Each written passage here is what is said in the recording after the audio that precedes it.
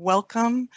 Good afternoon and good evening to those of you joining us from Europe. Welcome to the webinar on Ukrainian cities under siege, looking to the past to understand the present. My name is Ksenya Kiebuzinski, and I'm co-director of the Petro Jacyk program for the study of Ukraine at the Center for European, Russian, and Eurasian Studies at the Munk School of Global Affairs, University of Toronto. I'll give you just a few preliminary words about how this panel came together. It's partly out of personal interest. My family is from Przemyśl, which endured one of the longest sieges, or the longest siege during World War I. And I had recently read Alexander Watson's book on the fortress, and before Russia invaded Ukraine, the full-scale invasion of Ukraine in February of this year. And that book somehow stayed in my thoughts while cities in Ukraine have been besieged, Kyiv, Kharkiv, Mariupol, now other cities. I also was thinking about Sarajevo. During the 90s, I closely followed the war in Yugoslavia, former Yugoslavia, and particularly the brutal kind of violence and ethnic cleansing in Bosnia and Sarajevo, and the horrible loss of the National Library there. And yet the kind of resistance that the citizens there showed of trying to go about daily life of a siege that lasted 4 years or longer.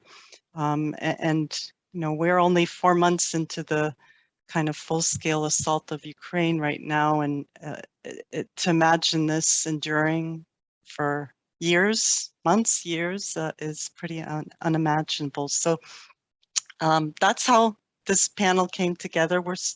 I will shortly introduce the speakers, and I will kind of then prompt for questions. We are very privileged to have joining us Alexander Watson, who is a professor of history at Goldsmiths University of London. He has published books and articles on the First World War, both on its combat operations and the wider societal impact. His major work that I just mentioned, The Fortress, The Siege of Przemyśl and the Making of Europe's Bloodlands, which came out in 2020, explores the Imperial Russian Army's invasion of what today is Western Ukraine and Southern Poland. And it's also now at the crossroads of many displaced people and refugees fleeing Ukraine. He has also published books on other aspects of the war. His books have won distinguished awards. I'm going to introduce the other speakers, and then we'll just open it up for the conversation that's going to ensue.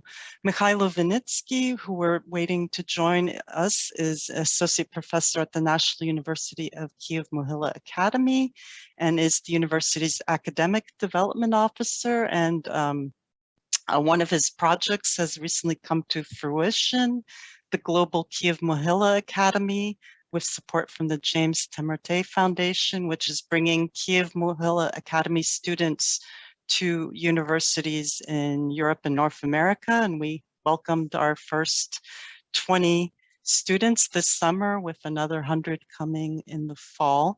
Mychailo is originally from Canada, and been living in Kiev for the last 2 decades. And those of you who know him know that he writes very poignant, kind of personal, I don't know if you would call them letters, open letters, blogs. I'm not sure how to categorize them about the war, that are very moving and very analytical.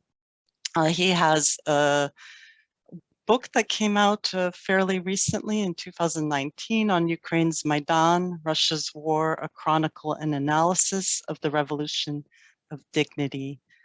Maria Avdieva, who unfortunately cannot join us live. We're hoping to either broadcast a video presentation that she pre-recorded or share it with you, is research director at the European Expert Association and a security analyst, which is why she's actually not able to join us. She learned that she had a car and fuel and could travel to go report on the events happening in to the east and south in Ukraine. So she took advantage of the opportunity to do that.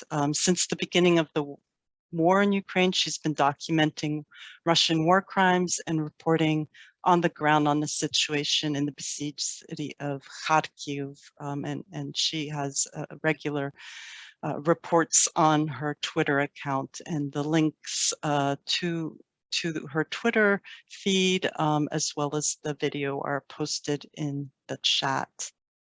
We're also privileged to have Serhii Parkhomenko join us. He's now in Lviv, but he is the associate professor of the Department of Political Science and International Relations of Mariupol State University. Serhii's recent positions include being an academic coordinator for the Erasmus Plus project, rethinking regional studies, Baltic Black Sea communication, and he's headed the Center of Baltic Black Sea Studies at Mariupol State University. And he's published on Between History and Propaganda, Estonian, Latvian, Russian historical narratives, Russian-Ukrainian war and Donbass, History as a Tool of Propaganda, and other publications. And then lastly, but certainly not least, Nejra Čengić, is joining us. She is Marie Curie Postdoctoral Fellow at the University of Graz in Austria, Center for Southeast European Studies. She holds a PhD in Anthropology of Everyday Life. Her research interests and work focus on precarious work, gender, memory, storytelling, and war violence.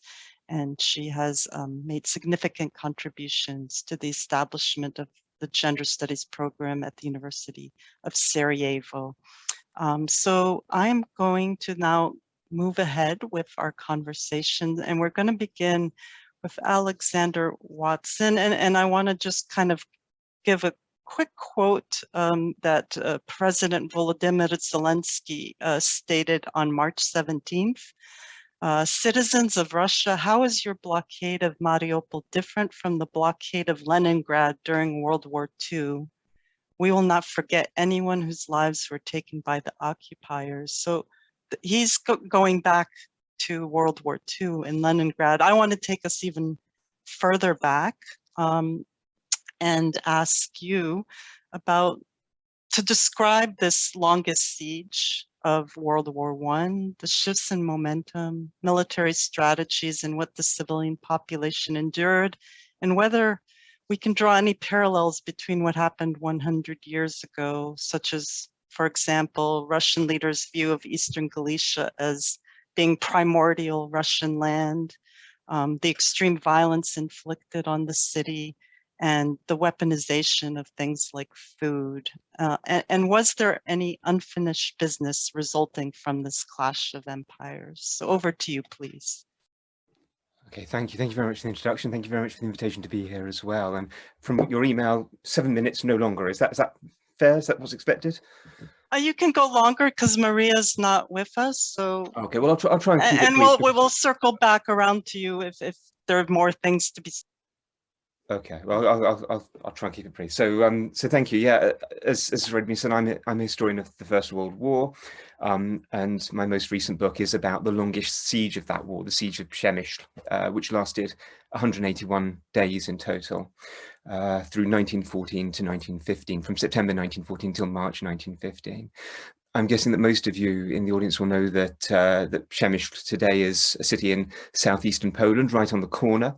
It was a fortified city in the First World War, and some of those old First World War era fortifications are actually just on the other side of the border, on the Ukrainian side of the border. So that gives you a sense of where it is, and it's obviously in the heart of one of the most contested regions, if not the most contested regions, the epicenter of all the horrors of the 20th century in both the First World War and the Second World War, East Central Europe. The city in the modern era has been more Polish than Ukrainian, but it was always, up until the late 1940s and the horrors of the late 1940s, a very, very mixed, ethnically mixed place. And for Ukrainians, it's important as an intellectual center of Ukrainian nationalism from much earlier in the 19th century. In the era that I focus on, in the early 20th, it was a Habsburg state, and it was a fortress city. It was the Habsburg Empire's primary defensive bulwark in the east, along its border with Russia, in the Habsburg province of Galicia. And its siege began in September 1914, when Galicia was invaded by the Imperial Russian army.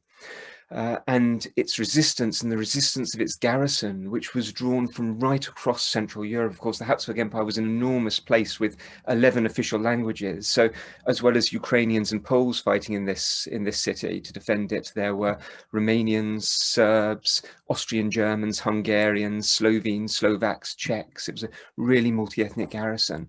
And their resistance was decisive in the first part of the war, in the very early weeks, indeed, of the First World War, in stopping a very rapid victory for Imperial Russia on the Eastern Front. I think looking back at the experience of that very long siege, that 6-month siege, and the ordeal of the garrison and the citizens, I think that there's 3 insights that we can draw for the conflict in our own times. And this is maybe things that we can go on and explore later on in the conversation. The first is simply that siege warfare is a particularly nasty form of warfare, a particularly brutal form of warfare. And it's particularly nasty and brutal because it's got an inbuilt radicalizing dynamic to it, for 2 reasons. The first is that attacking prepared fortifications is generally extremely bloody for any attacker. And if the attacker chooses not to, but simply to wait out, then there's an inbuilt frustration that builds up. So for any attacker of a besieged city, for any besieger, sieges are associated with heavy casualties and with great frustration. That's part of the inbuilt dynamic. The second aspect of sieges, which makes them so dangerous and so brutal, is that civilians are inevitably intimately involved. Civilians are involved as victims, they're involved as targets, they're involved as labor for helping to build the fortifications of the defenders. They are sometimes, not always, but sometimes they're even involved in the combat.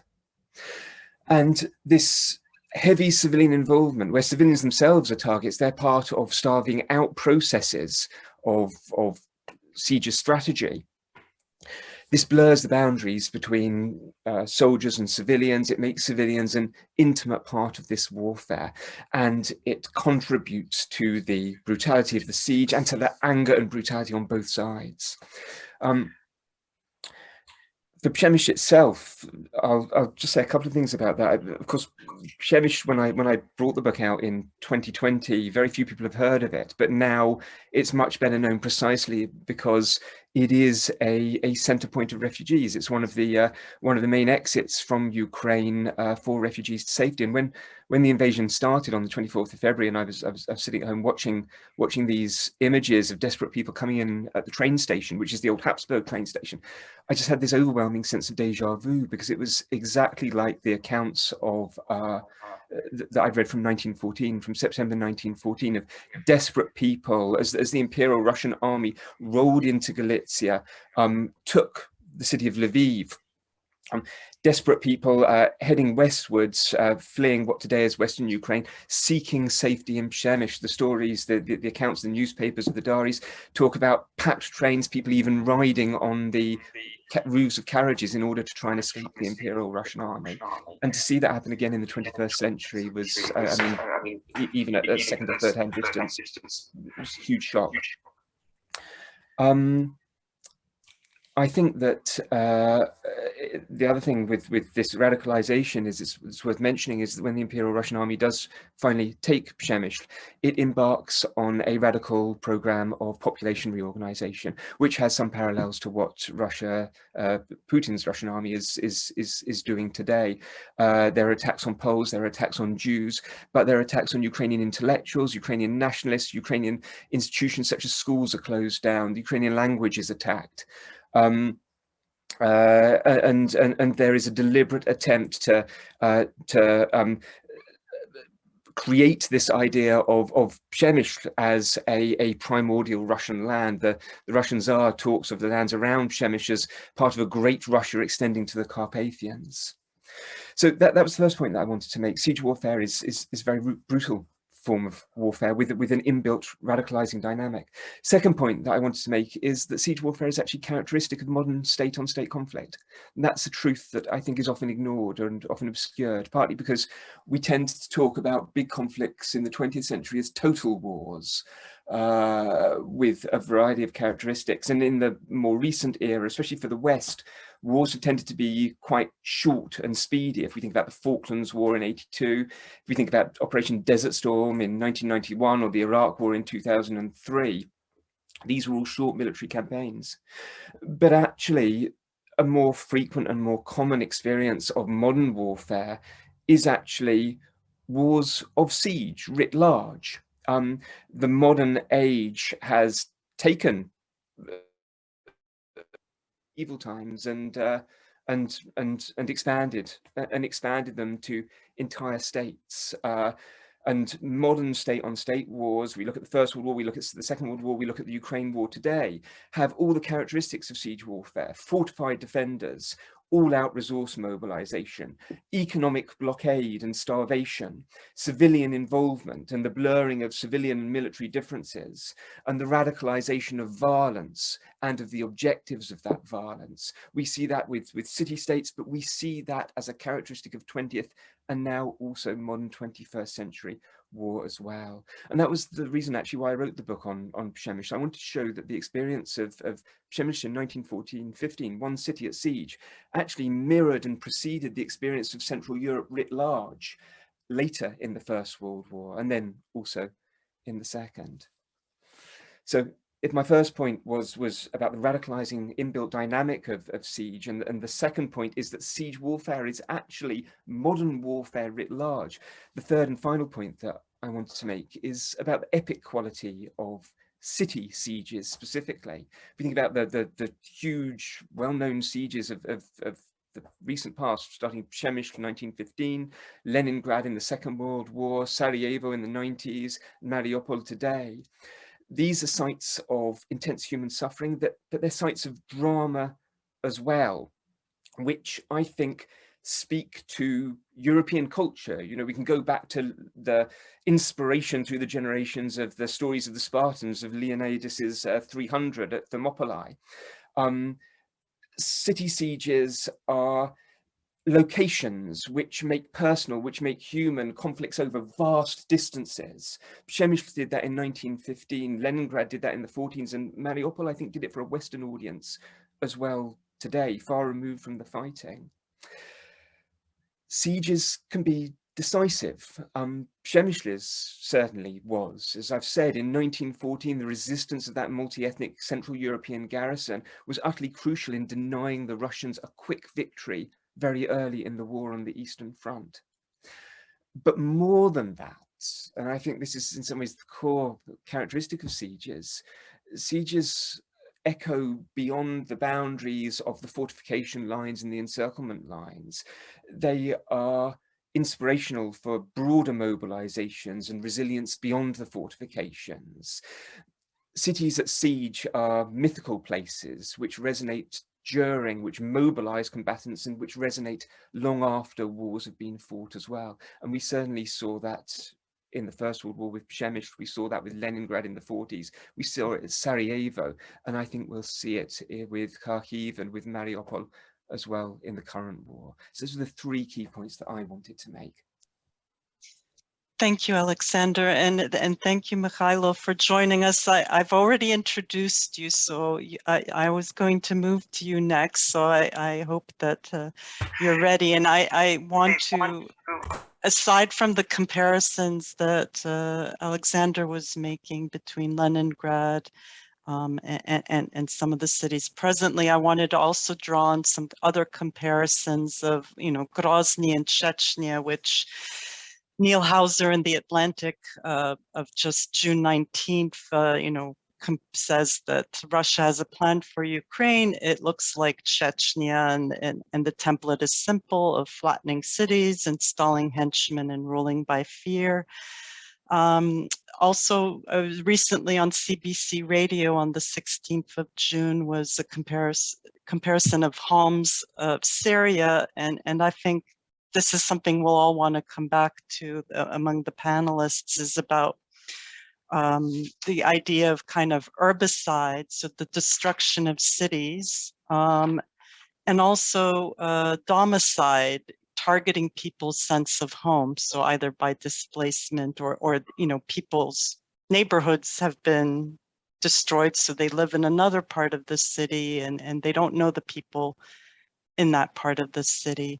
So I know you've written early in the full-scale war about how Kyiv was a fortress that could never be defeated, and just last week you were writing about the goal is to drive Russian forces out of Ukraine, keeping up the pressure to push Putin to accept a negotiated solution that kind of means the withdrawal of his troops, and you point to the example of the troops withdrawing from around Kiev after encountering setbacks. And so maybe you could speak to us on how Kiev was a military success and what citizens can expect in the coming weeks and months, knowing full well that there are continuing periodic attacks on the infrastructure. So over to you, Mychailo. Okay, well, first of all, sorry for being late. I apologize to the speakers that I missed at the very beginning. A little bit of a family engagement here that as I say, force majeure.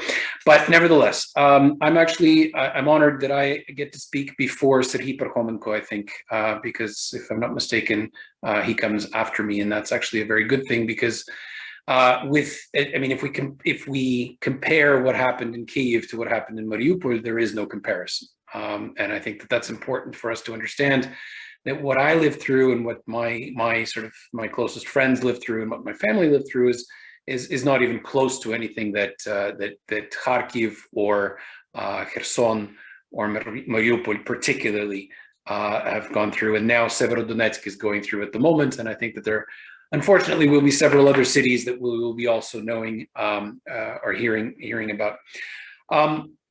I think that the major point that I wanted to make, and I do want to make a couple of points, and that is that the obvious thing about the Battle of Kyiv is that there was a misconceived reality by the Kremlin. And unfortunately, the reality that was misconceived by the Kremlin was also very much misconceived by most Western analysts. And that is of this image of Ukraine as being somehow a divided country and a divided polity, whereby there would be at least some support, if not overwhelming support, for a Russian advance into central Ukraine. And I think that the obvious thing was that the Russian army came in completely unprepared for an all-out and full-scale resistance.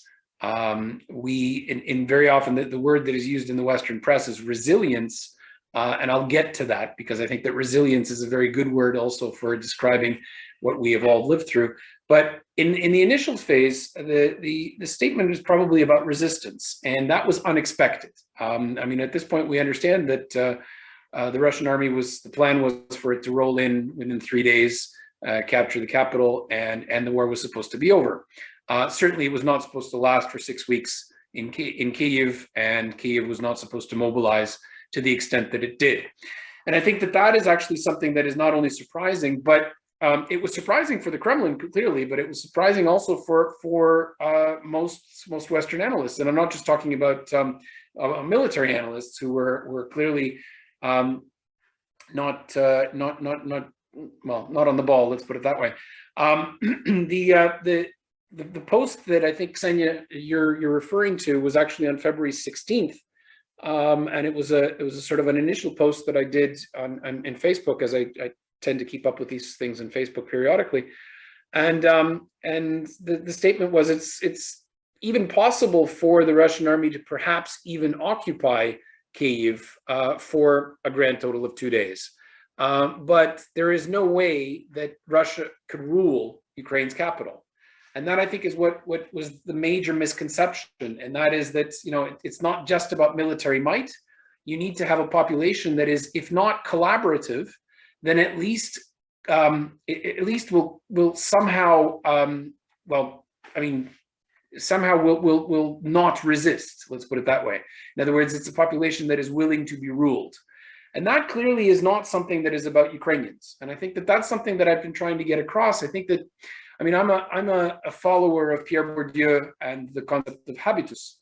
And I think that there is something about the habitus that we have seen and the practices and the values that we have seen in this war, particularly in the central region of Ukraine, that has to do with sort of grassroots, bottom-up social mobilization. And that's something that, for those of us that lived through the Maidan, and I, as you know, wrote about the Maidan. I have a book out that's called Ukraine's Maidan, Russia's War, which came out in 2019. And one of the things that I pointed out in that book was the idea of sort of grassroots organization, self-organization, if you like, this concept of heterarchy being something that's a very important aspect of the way that Ukrainians the way that Ukrainian civil society, if you like, comes together. I don't particularly like the term civil society, because in this particular case, when we're talking about the resistance of Kyiv, it wasn't about formally organized organizations. It was about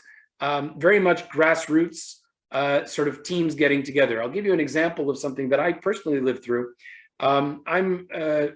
We evacuated out of Kyiv in the first days to our cottage in Kyiv Oblast, to our dacha, if you like. And here in the village, there was a scenario where somehow or other, after an attack in a nearby town from I'm not sure if it was a Stuhna missile or or some sort of Western weapon, an in-law, or a javelin. But the point is that a armored personnel carrier was destroyed, and 2 members of the crew of that armored personnel carrier survived. One with a contusion, a little bit confused, and they spent 3 days, basically Russian army soldiers spent 3 days running around in the woods, trying to hide, trying to survive somehow, effectively, as far as I can understand, basically eating nothing and melting snow to drink. And eventually, after 3 days, they sort of wandered into the local village, the neighboring village to where we are, and they walked up to an elderly couple into their sort of area that they were that they live in, their obistya, as we would call it, and they asked if they could wash up. And the lady, who's I think probably in her 70s, said, yeah, sure, no problem. We can let you wash up.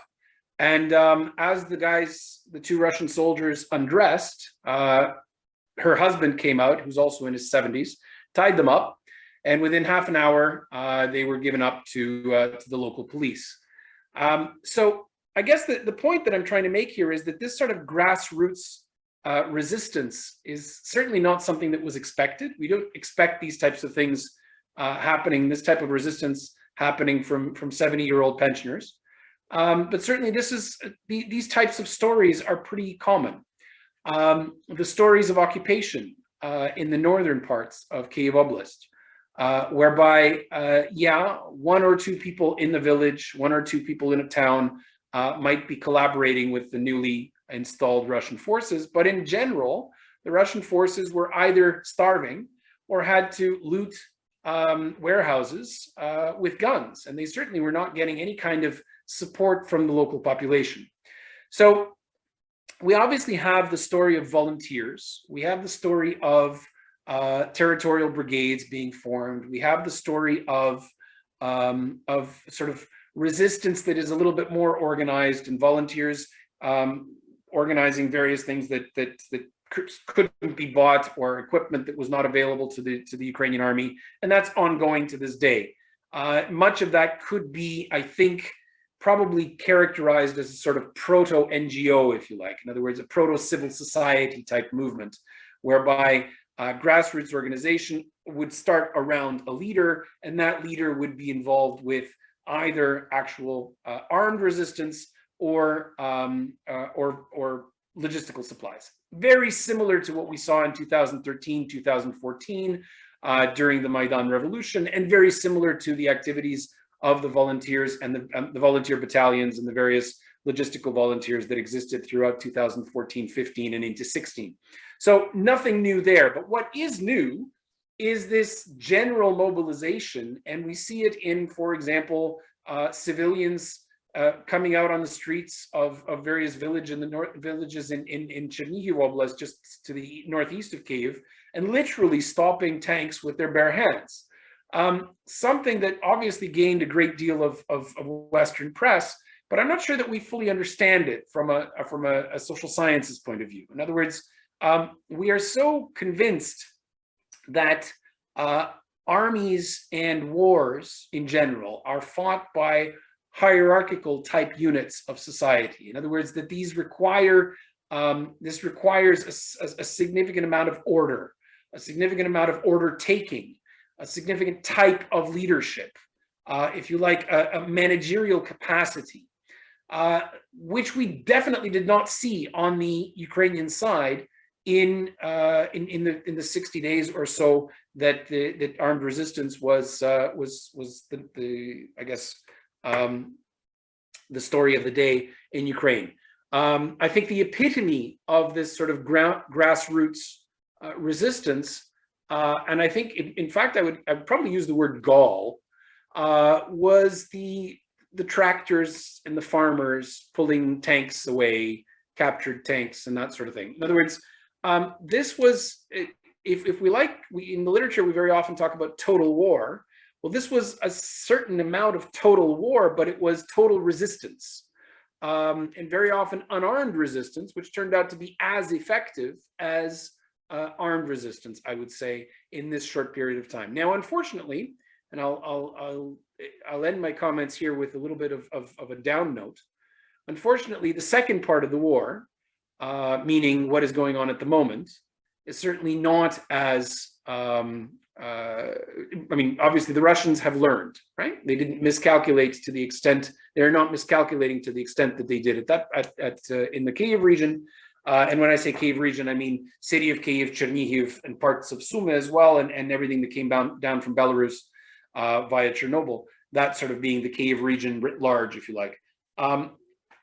That kind of total resistance, which involved literally everyone.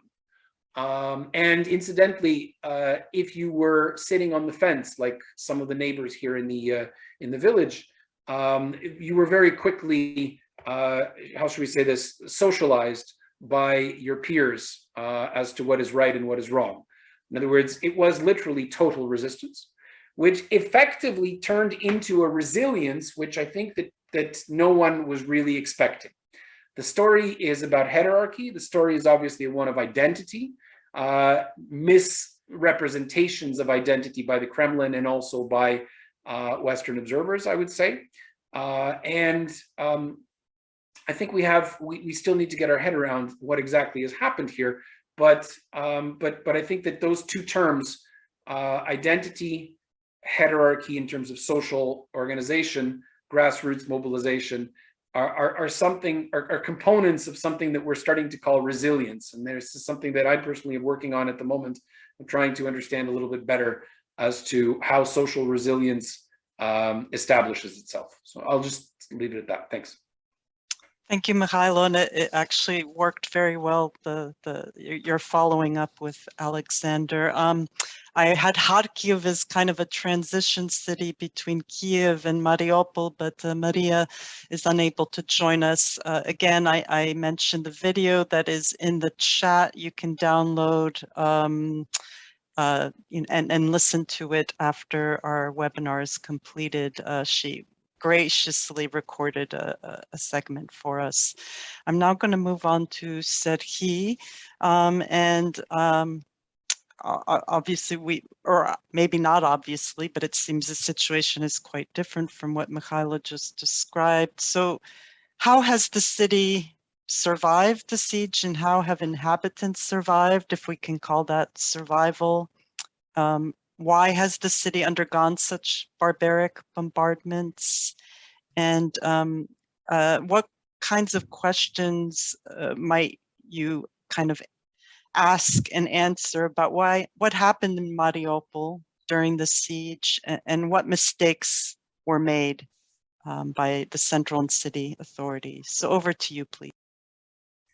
Thank you very much. First of all, I would like to thank you for the invitation to this seminar and the opportunity to share my personal view on subject. As we know, Mariupol had been under threat since 2014. At that time, the Russian Federation launched so-called hybrid aggression against Ukraine and contributed to the disintegration of some parts of the Donbass, so-called pseudo-republics, Donetsk Republic and Lugansk People Republic. In 2014-2015, several bombardments of the eastern outskirts of the Mariupol took place, but the whole city remained protected and was successful developing. But since February 24th, everything has changed. The city was besieged by Russian troops, and all infrastructure has been destroyed.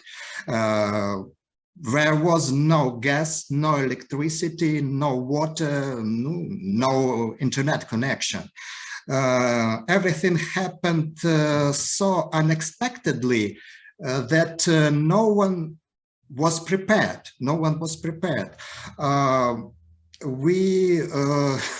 People survived as best they could.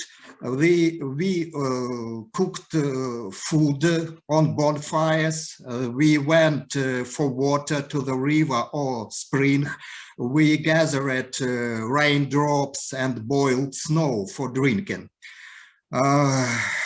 90% of buildings has been destroyed. People were hiding in basement, and unfortunately many people were killed. I don't know exactly the number. They say about 20,000 residents. It's terrible. Why was the city undergone to such barbaric bombardments? I have 3 points. The first, strategic aspect. The Mariupol was the most largest city and the seaport in the so-called Crimea corridor, the land from Crimea to the east to the Russia border. So it made Mariupol an important goal, an important strategic goal for Russians. In addition, Mariupol was well protected by Ukrainian troops, and Ukrainian army was desperately defended. So with city's capture, the land corridor from Crimea to Russian border was created. So Russia achieved its goal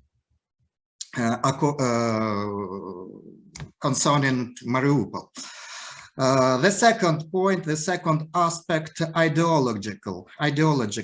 Mariupol was defended by Battalion Azov, which has been considered as Nazi by Russia propaganda, as well as some Western media and experts. Demonstrative execution of Mariupol means execution of Nazi, which had been terrorizing local population. This is a version of Russian propaganda. And the third aspect, psychological aspect, deliberately created humanitarian catastrophe has brought residents to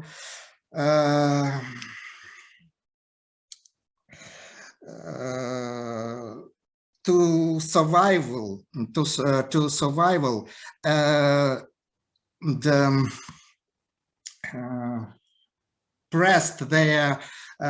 Suppressed their will and their critical thinking. Suppressed their will and their critical thinking.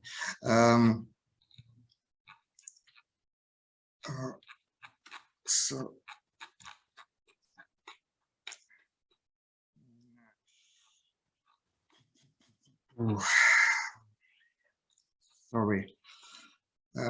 By English, the most basic sense of security is perceived as a blessing. Wherefore, when the Ukrainian army and regiment Azov stopped resisting, the Russians troops and Russians new authorities positioned themselves as liberators and benefactors, and people remained in Mariupol accept this. The thing is that people are disoriented. They devastated with suffering, and they accepted any aid and poison polity, so-called poison polite from Russian occupiers. And a number of unpleasant questions arise here. Questions preferred not to be mentioned by foreign media and foreign colleagues, and as well as Ukrainian media and colleagues. The first unpleasant questions: why did the Russians pass freely from the West, and why were the bridges cleared of mines and Ukrainian territory close to Crimea? In Ukrainian territory close to Crimea, I mean Chongar. In 3 days, the Russians occupied the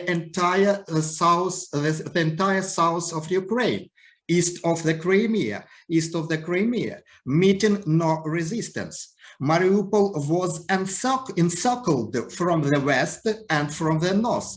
Although it was expected that they will strike from the east.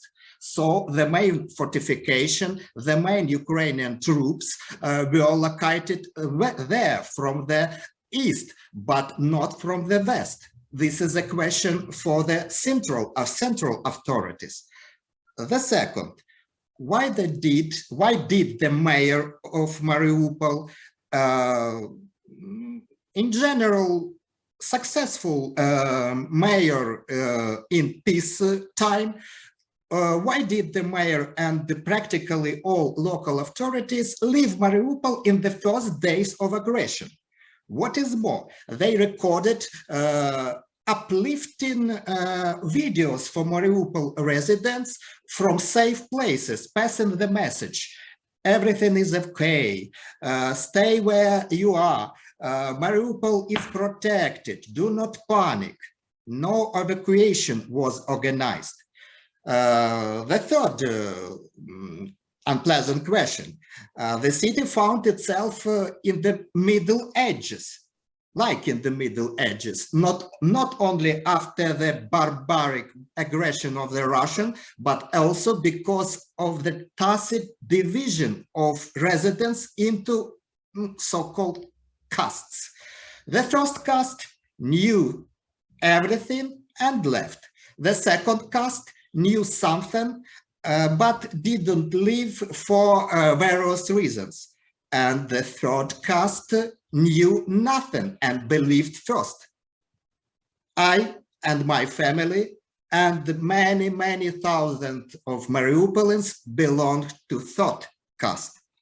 And fourth, there was absolutely no authority or control in the city. Looting flourished, and there was no humanitarian aid of any kind. Perhaps this is the result of constant bombing and informational vacuum, I don't know. The city was completely unprepared for war. There were no bomb shelters in our neighborhood, and those bomb shelters listed in the city council info were unsuitable and unsafe. Unfortunately, I don't and cannot know all the circumstance, and perhaps some of my accusation against the city council are unfair. After all, the mayor is a civilian, and he obeyed to the military. I don't know. Maybe further we will know about all circumstances of Mariupol tragedy. And the sixth, it's no secret that many people in Mariupol, in particularly all my neighbors, sincerely believed that the city was being destroyed because of Azov battalion and Ukrainian army, who fired from peaceful residential neighborhoods and then got retaliated. It's no secret that many people wished the city would finally surrender and this madness would stop. Do we have a right to accuse these desperate people for their lack of patriotism? I don't know, but I know exactly that a lot of Mariupolians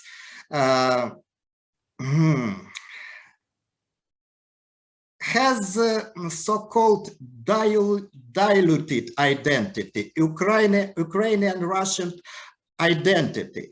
Considerable part of them don't perceive Ukraine as their state or are indifferent to Ukraine.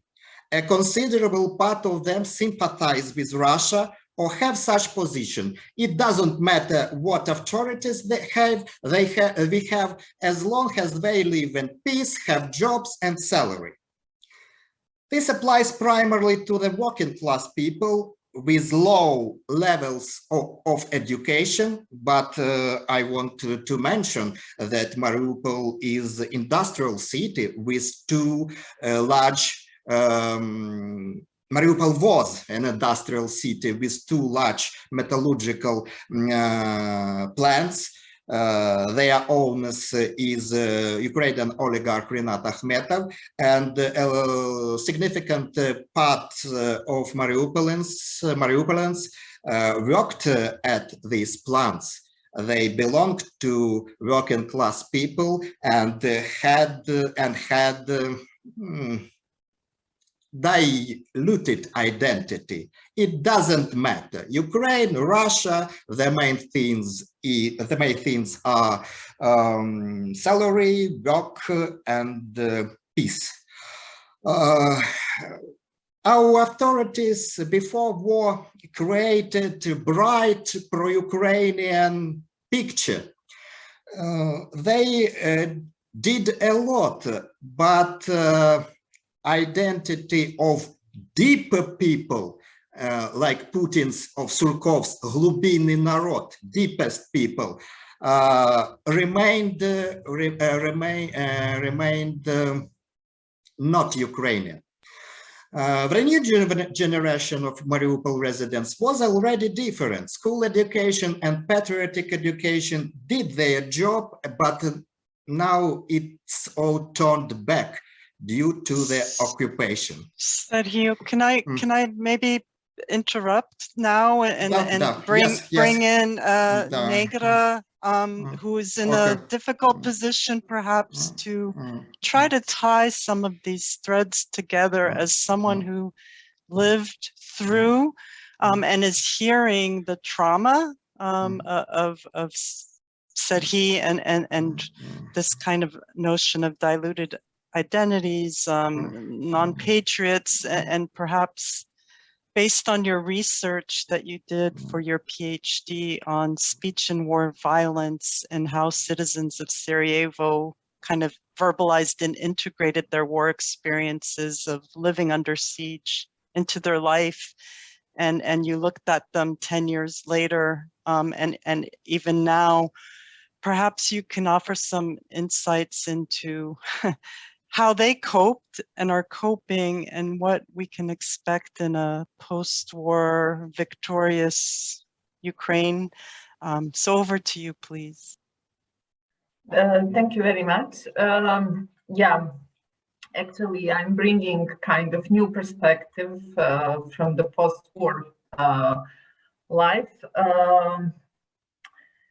For what I really hope for Ukraine, that it will happen soon. However, the peace that we have in Bosnia and Herzegovina is not so good. And actually, that present is actually what, of course, it's better than war. But it actually, as I explain you later, we have a kind of continuation of conflict for 30 years with a, I would say, discourse of speech, with a battle of discourses about the war, where actually war is somehow in the background. However, as I announced, so now I'm moving to post-war perspective, and I feel a bit uncomfortable because somehow the logic of the war and peacetime are different. And I could notice that. So what I will do is actually I will share with you just a part of my of my findings from my PhD, which actually dealt with how citizens of Sarajevo who survived the siege of Sarajevo, how do they verbalize their war experience. Actually, it's not 10 years, like 7 years after. So I will somehow organize my presentation within 3 points.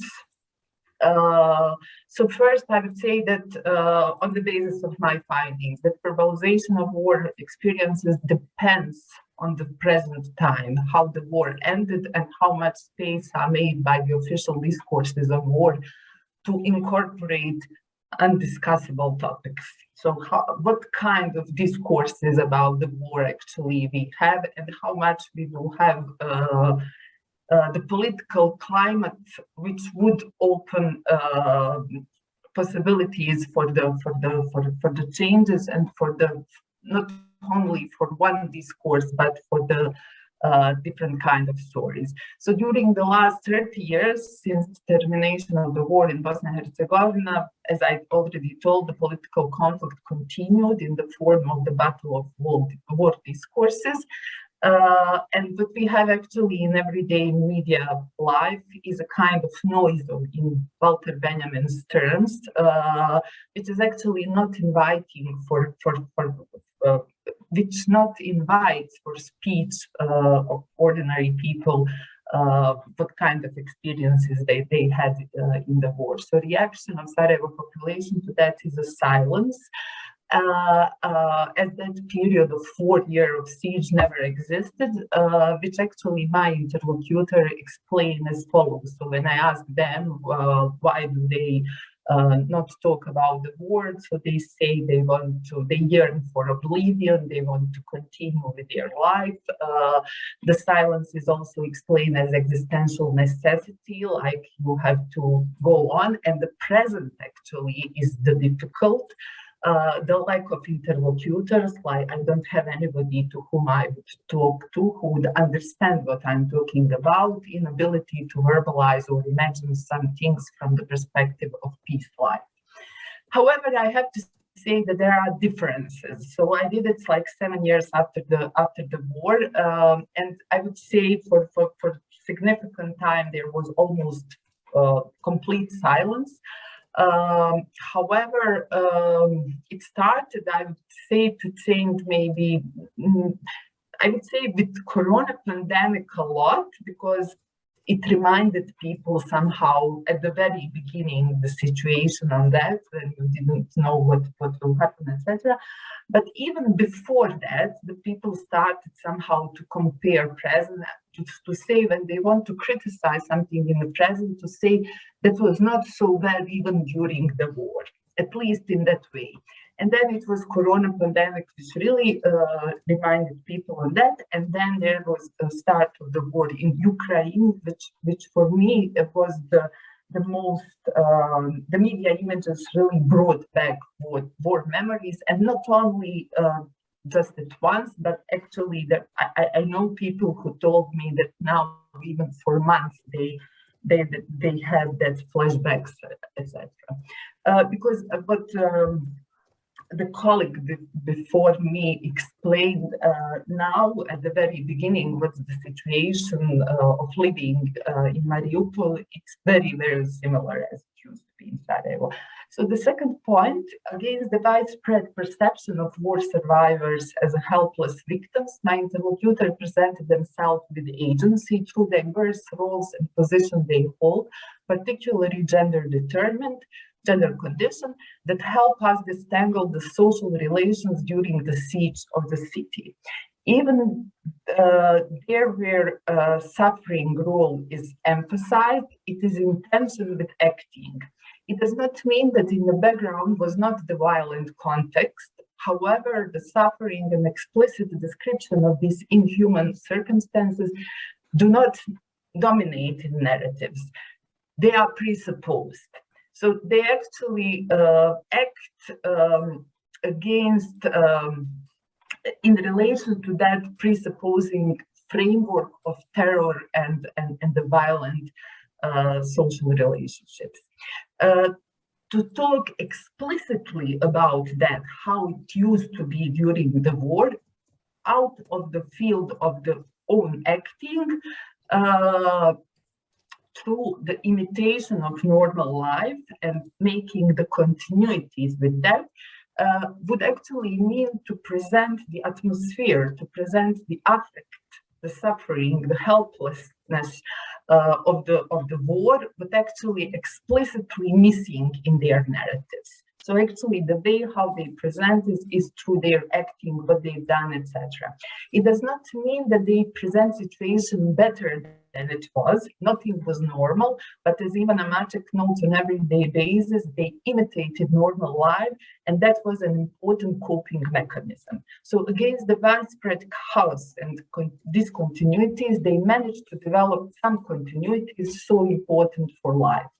Further, against the representation of the war as a general state of exception where everybody was equal, my analysis discovered that on the level of terror in the background, that was really true. Like they were exposed to all that inhuman conditions, while on another level, some inequalities exist.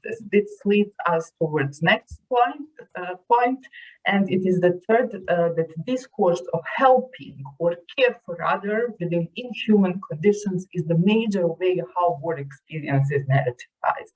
So presented practices often are care for family, sometimes care for neighborhood. Often they are not selfless, but result of some reciprocity of acting and maintaining social relations as once used to be.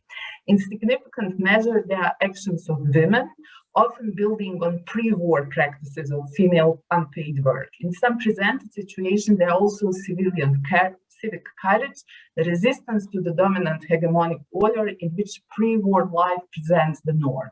What is not part of this kind of helping, at least not in some explicit way, is military service. As a speed, helping is possibility to present war experience through the confirmation of own or others' humanity. So exactly on this level, it is the reflection of deserters' relation toward war, efforts of giving sense to the past events from the sphere of peace, time, life, or organization of memory of war experience. When I say this deserter's position, I'm not meaning somebody who deserted. I'm meaning after the war, when you leave war, exit from the war, so to say, that war is not so much central for your life. In this effort, imagined continuities played the central role. Although helping takes important role in official discourse about the war in Sarajevo, it does not relate to presented practices. The reason for this is that they disturb narrative about equality during the war.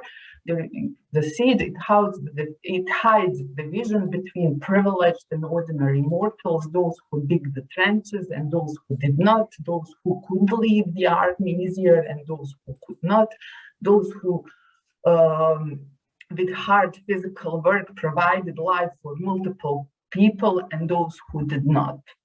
Just some example from the narratives of my interlocutors.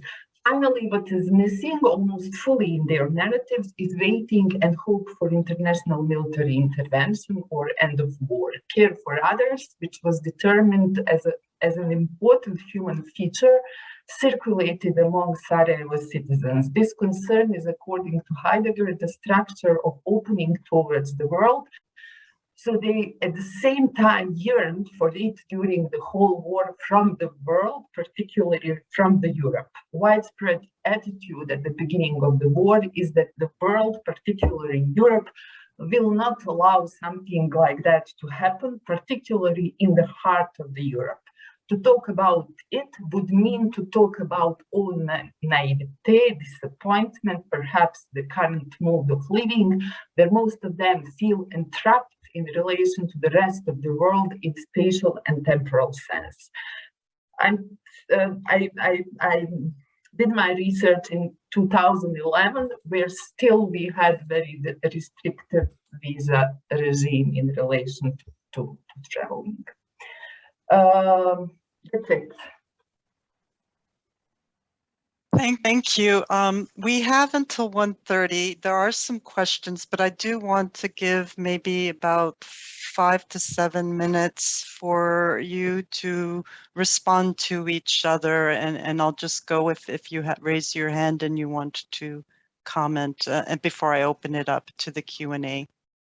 So does anyone want to follow up? Yes, Mychailo, please. Yeah, I'll say a few words. I think that Serhii's comments about Chonhar and the statement about the ease with which the Russian troops advanced into the western part of Mariupol, obviously first through Melitopol and then to Mariupol along the Azov coast, Berdyansk, etc. I think that those comments are very obviously very well taken, but they are they're comments that have to do with perhaps a little bit of a conspiracy theory. And one of the conspiracy theories that I think that people should be aware of is that the reason for the absolutely obvious the obviously doomed advance on Kyiv was to distract from, in fact, what was going on in the south. I think that kind of a concept provides us with a little bit too, let's put it this way, I think it gives too much credit to the strategic thinking of the Kremlin and the Russian commanders. There is certainly an investigation to be made about what happened in the south and why was the area demined? Why was Chonhar demined literally 2 weeks before before February 24th? And hopefully that will eventually come out, and I have no doubt that eventually justice will be done. But I think that it's very important for us not to fall into the other extreme of saying that the south happened because of, or rather, the Kyiv happened in order to distract from the south. Bucha, Irpin, and Hostomel were not. These are cities that are now sort of, I think, ingrained in the psyche of this generation worldwide. This was not a distraction.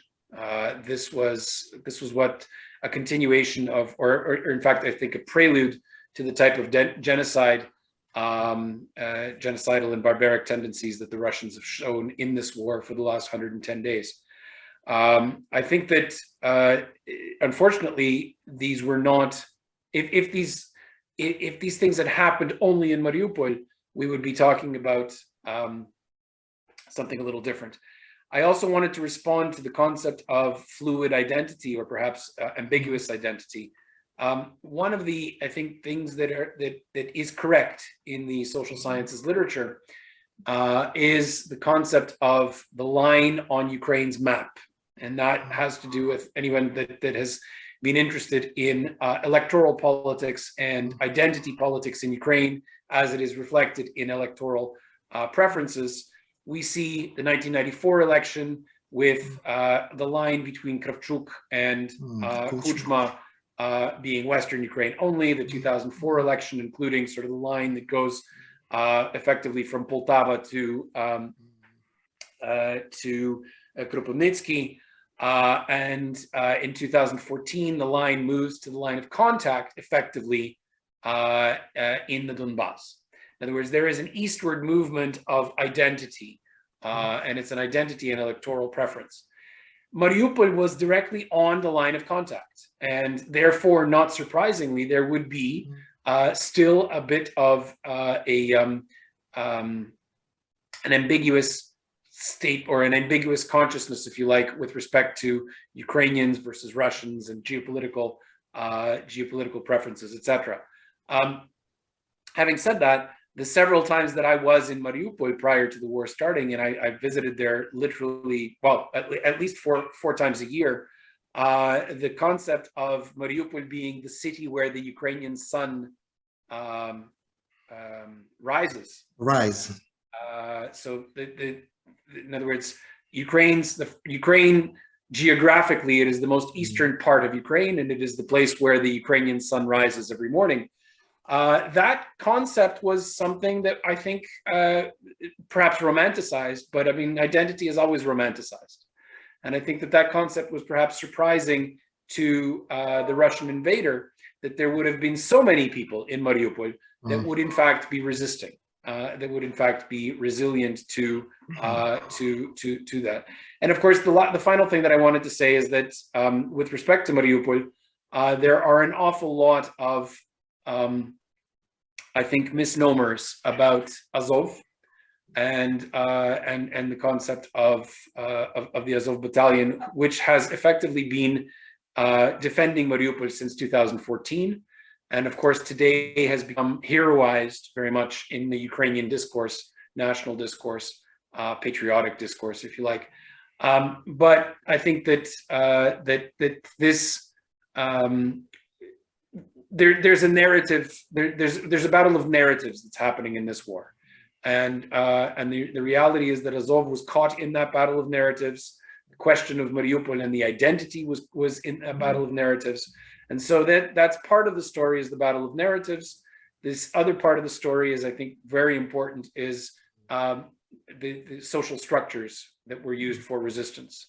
Unfortunately, and this is what unfortunately I forgot to say in the first part of my statement, so I'll end with this. The concept of grassroots mobilization and the concept of hierarchy and teamwork and the concept of team of teams and if you like, the beehive, the society as a beehive, all of these were very descriptive metaphors and very good metaphors for understanding what was going on in Kyiv. They are very poor metaphors for understanding what's going on in an artillery war, where the numbers are 10 to 1, or at least 5 to 1. I mean, 10 to 1 being in the worst case scenario, but 5 to 1 certainly being across the front. So in the current war of attrition, we're in a different kind of requirements of social structure, and certainly the identity part it would be important if the Russians were not simply interested in destroying everything in Ukraine, including Ukrainians. When your enemy is destroying everything about you and your people, identity really becomes quite secondary. Serhii, do you want to take 2 to 3 minutes to respond? And then I know there's a question for Alexander. Okay. Alex, okay. Alexander, thanks. It's up to you. I know you wanted to address the policy of the Russian occupation forces and collaboration, and you mentioned something about propaganda and Stockholm syndrome of Mariupol residents. Stockholm syndrome. Okay. We can see a bit difference between behavior of Russian occupies in Bucha, Hostomel, or Irpin, and their behavior in Mariupol. Their attitude to local people in Bucha and Hostomel and Kyiv region as to enemies, as to Nazi, but their behavior to Mariupol residents more polite. They positioned themselves as liberators. They say, we are our people, Donbas people. We came to liberate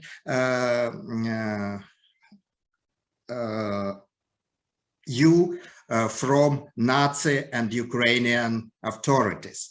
And this is poison polite because of this attitude is only image propaganda, but it works. They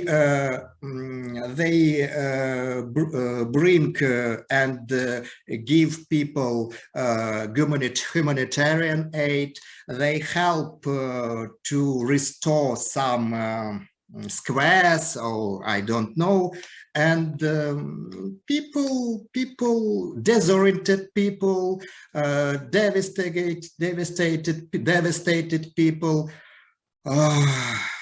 accept this. This is like Stockholm syndrome. They have undergone a lot of suffers. It is a miracle that people survived, have survived in Mariupol, and I don't know. Yes, it's like Stockholm syndrome, but this humanitarian aid works as propaganda. Thank you. I know that some of the questions were answered by our generously in the Q&A by our participants, but I thought maybe we could just field two of them. So to Alexander, Dr. Frank Sisson asked about the siege of Przemysl, that it was preceded by widespread Habsburg arrests of the Ruthenian Ukrainian population as possible traitors for being Russophiles, as well as on the basis of Polish denunciations. My great-grandfather was among those who was arrested and interned in Tallerhof. So how did this affect the attitudes of the villages surrounding the city, which were primarily Ukrainian, and how effective was the Russian army in gaining their support? So I've put quite a long answer just now into the chat, so I won't repeat what I've said there, but maybe what I will do is, piggybacking off something that other participants have said, is thinking about this battle for the loyalty of Ukrainians, or Ruthenians as they were called in the era that I'm looking at. And particularly what Serhii was saying about diluted loyalties. For me, this is very, very interesting, because my work focuses on an area that today is Western Ukraine, and this term diluted loyalties isn't one that comes up in the contemporary documentation, but it's certainly an attitude which you find at all levels of society. The idea of who are Ruthenes? Are they Ukrainians? Are they Habsburg citizens? Do they want to belong to the Russian Empire? Do they feel Russian? And this idea of the complexity of identities and the ambiguity of Ukrainian identities, it seems very clearly to have been answered for Western Ukraine. And it's interesting to see some of these, in an academic sense anyway, to see some of these discussions playing out with a lot of similar language from the early 20th century, but far, far further east. It seems this argument over, or even the idea of questioning who Ukrainians are is something which now, certainly that's been solved for the West, it's been solved for the center, and these are focused on Eastern Ukraine. And in particular, the idea that Ukraine doesn't exist as a nation, that there isn't such a thing as Ukrainians, that these are little Russians in the jargon of the imperial Russia, and of course a term that Putin has resurrected and used more recently. One of the things that I've been surprised about is that there hasn't been that much focus on the continuities of these Russian illusions that there is no such thing as Ukrainian nation, and also on the methods that the Russian army today is attempting to use in Mariupol and in other places east to try and eliminate all forms of and all expressions of Ukrainian national identity. And as I started off by saying, in the area of what today is Western Ukraine that was occupied by the Imperial Russian Army in 1914 and 1915, we see intellectuals being arrested, we see Ukrainian libraries being closed down, we see a ban on the Ukrainian language appearing in print, we see a ban on the use of the word Ukrainian itself. In the Russian documentation, the local population is always referred to as Russians. And yet it's clear that the Russian army doesn't know this is entirely true. In fact, that it's not true at all, because there is this constant oppression of all symbols and founts of Ukrainian nationalism. Of course, the Greek Catholic Church, very strong in Western Ukraine, suffers especially heavily at the hands of first the Habsburgs and then the Russians, precisely for the Russians, because it's seen as a dangerous Ukrainian nationalist institution in 1914 and 15. For the Russians at this time, the key thing is not so much what language you speak, but rather what religion you belong to. And the fact that Ukrainians in the West weren't Russian Orthodox was deeply disturbing for this army. So that issue of dilute identities and these Russian illusions of Ukrainian nationalism cannot exist. and the willingness to use violence to oppose that we're seeing now today, this isn't anything new at all. This goes back, certainly the delusions go back more than 100 years, and what the Imperial Russian Army does in 1914 to Russian speakers is not so very different to some of what's going on today. Thank you. By the way, the first step of Russian occupies in Mariupol was elimination all symbols of Ukrainian identity, flags, coat of arms. They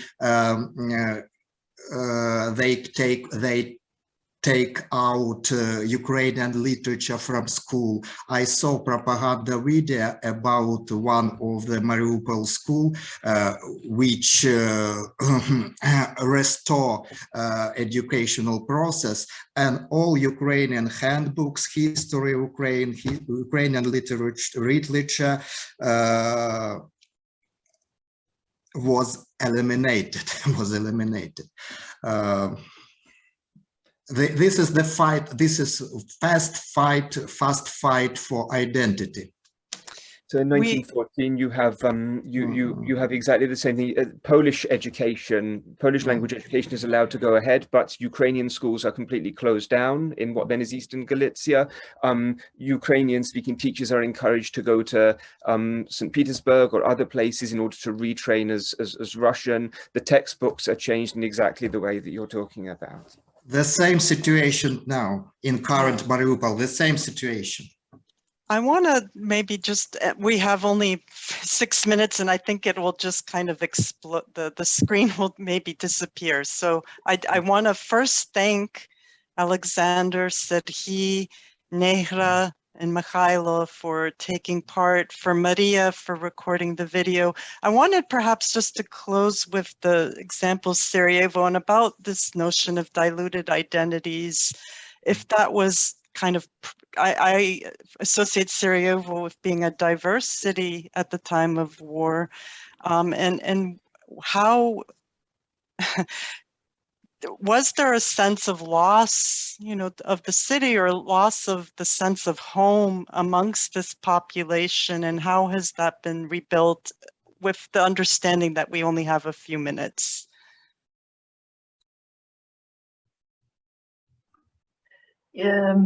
I don't know, have I understood correctly, but you mean to rebuild in terms of broken social connections, or physical infrastructure, or both urbanicide and domicide, you know, the loss of community and loss of city, and you know how much that has rebuilt and what is still maybe missing.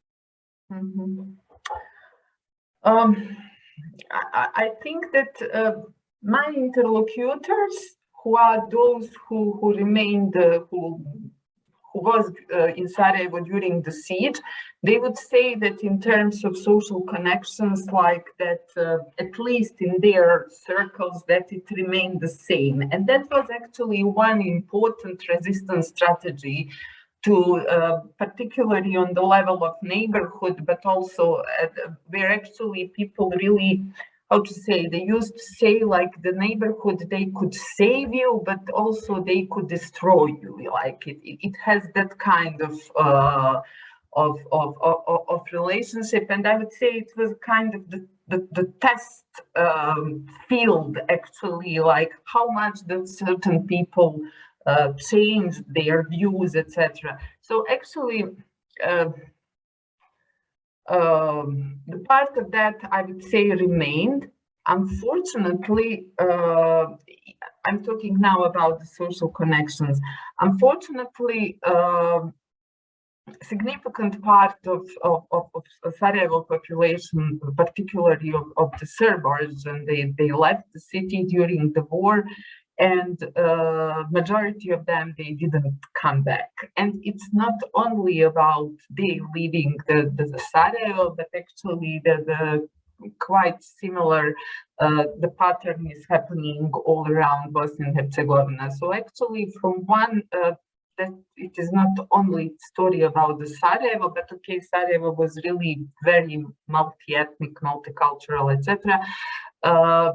After the war, we now have a really kind of very Sarajevo, not so much, but other area very ethnically divided regions, and unfortunately, I have to say that that is something what was, because the state of art at the end of war, in terms of what was controlled military by certain army, it was somehow institutionalized with the Dayton Peace Agreement. So actually, that's one of the reasons why really the war, the conflict is frozen, and actually institutionally you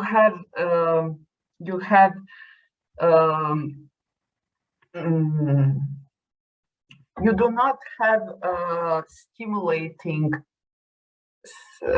atmosphere for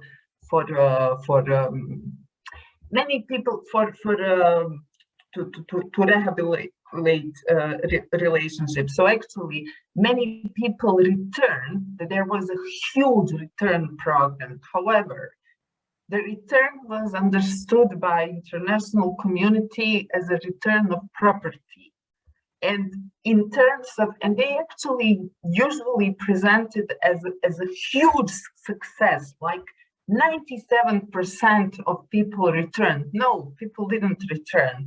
The property was returned and they sold it and left.